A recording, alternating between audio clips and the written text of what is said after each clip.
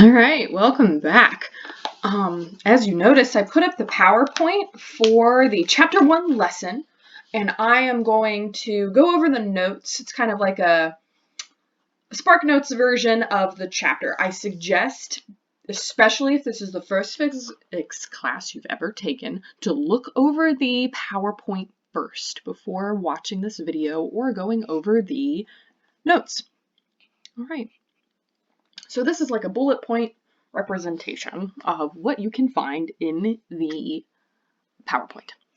So you may ask yourself, why the heck do people study physics? Well, physics is the laws of the universe and of nature around us.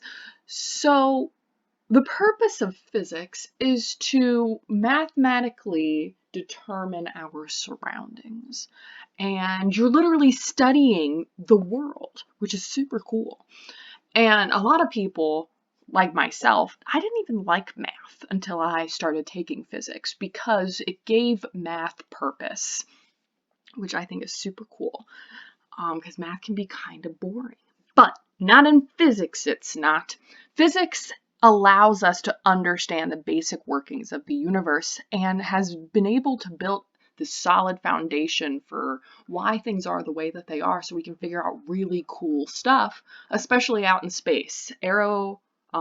Astrophysics is a super hot topic right now because we are able to do so much in physics to lead up to the point where we can find new planets and we can determine if we can even live on them and stuff. So it's been really exciting in the world of physics lately.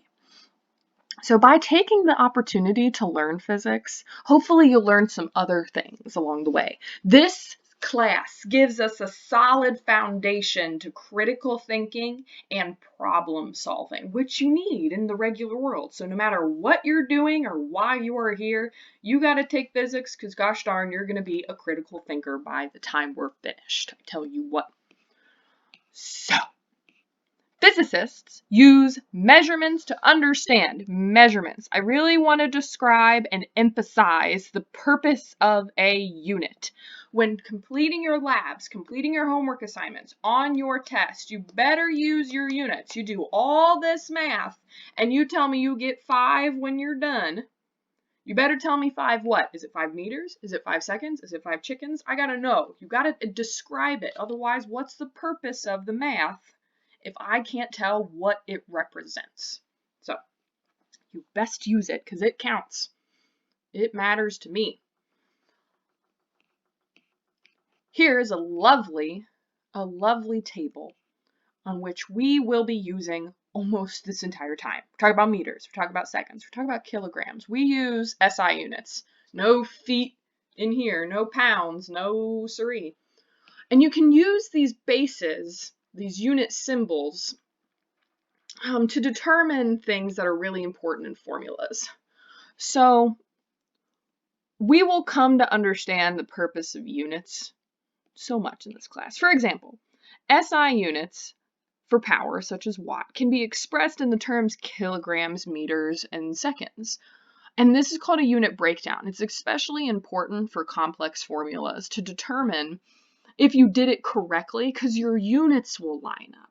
When you perform mathematical properties and operations, then your units will follow and they will all line up. And we'll get more into that later. But you're going to need to be comfortable with units. So that's going to be really fun. We also talked about scientific notation. Scientific notation is when we write out, we usually have a lot of really big numbers or we have a really small numbers.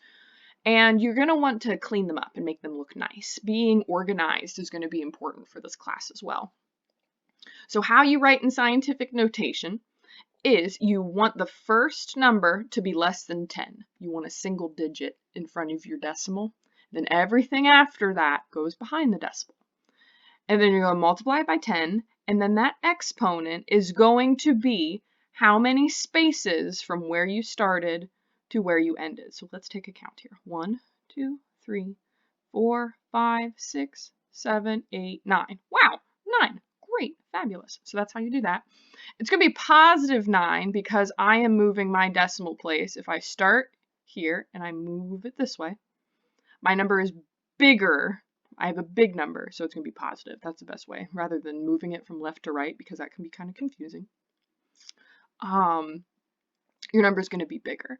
Here, it's negative, so you have a very small number, a number less than 0. But it works the same way. You want to get a number in front to be less than 10, and then everything after it is whatever is left, times 10 to however you moved it. So 1, 2, 3, 4, 5, 6. And it's negative because it's a small number.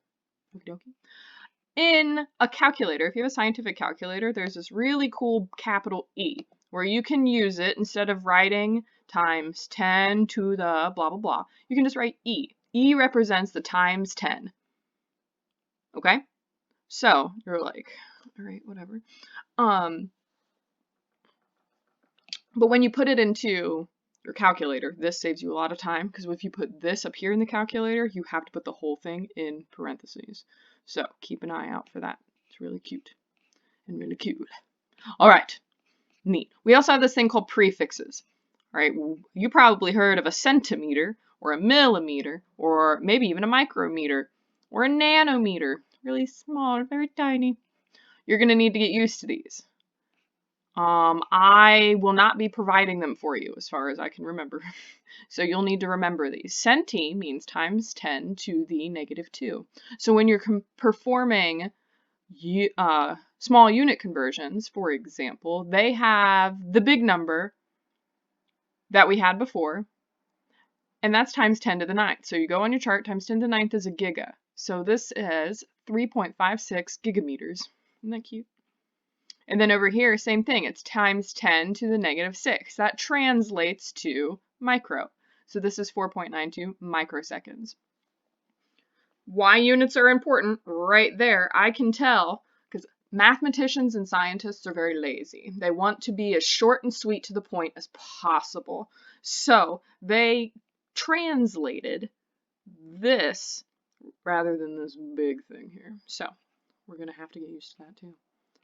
All right, neat. What else? There might be some examples on unit conversions. I will work through a couple of these examples in another video, so don't worry about that. I want to talk about uncertainty and significant figures. I'm going to be honest. I want you to know this, and there might be like a question on an exam about it, but I'm not too picky when it comes to significant figures. It's more that matters for chemistry and biology for other reasons, because they're measuring certain chemicals and blah blah blah. But I personally do not care all that much. I am fine with 2 or 3 significant figures. I will let you know on the exam, because you have to type in your answers, and of course it matters, but I will go in and check your answers. If you end up giving me 2 and I wanted 3 and it counts it wrong, we'll work through it. It's no big deal.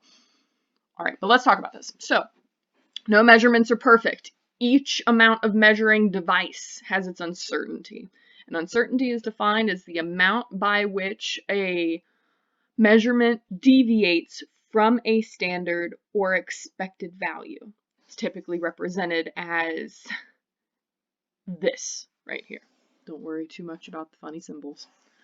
This means amount of uncertainty, just means the difference. Okay, so let's say I gave you an example. I'm not going to work through this one because it's all right, but let me just read it for you.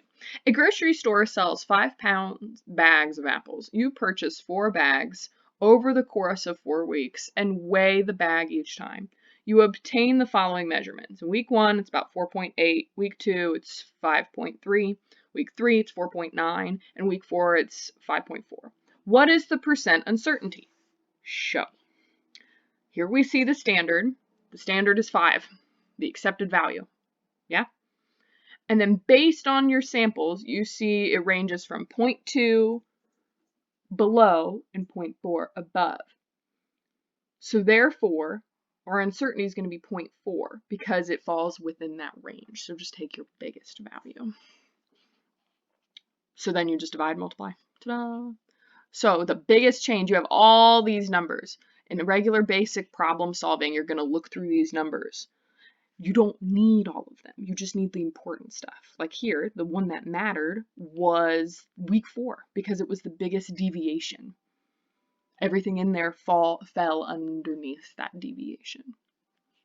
So, yeah. And then you just plop in the formula. This, it's a little confusing because it says deviation of A, and only here it's the deviation, but it's the deviation of A over A. So the accepted value is 5 pounds, and the deviation is 0.4. Let's talk about units right here. The pounds. Pounds divided by pounds. It's like 1 divided by 1. It's gone. They technically cancel out. Times 100% leaves us just with a unit of percent. Yes, percents are units. Great, fabulous. Next video I'm going to work on is an example problem of unit breakdown. Woohoo!